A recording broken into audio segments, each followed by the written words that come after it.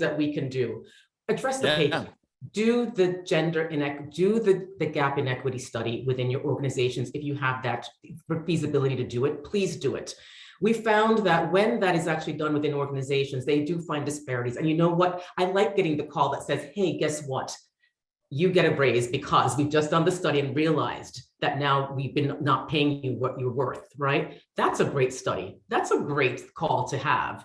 Yeah. And then there are also companies who realize, hey, we're doing really well because we are paying at the same level and rate. So there's no disparities within that. And that's also a good call to make.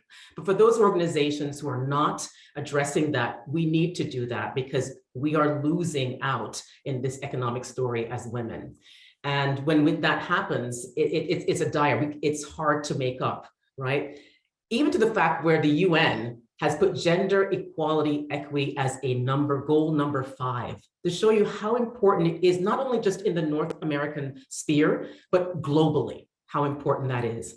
Look at companies and see if they have that as their ESG, right, environmental goals for that, because that tells you a lot too in terms of the work that they're doing and how their work is impacting that goal too, because this is where allyship comes into play and really the role of how do we start supporting each other. Males, you have daughters, you have grandchildren, you have sisters, right? Women, we have to continue to help each other as well as part of this story, pulling people forward, right? And doing that. But more importantly, this is a conversation that does not just exclude, it has to include everyone as part of this story because the impact is dire.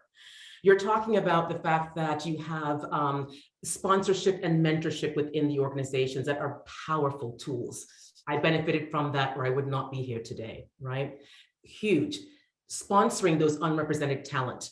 Sitting in those rooms where you have those organizations with women that are sharing what they're working on, their challenges. Males all you have to do is listen.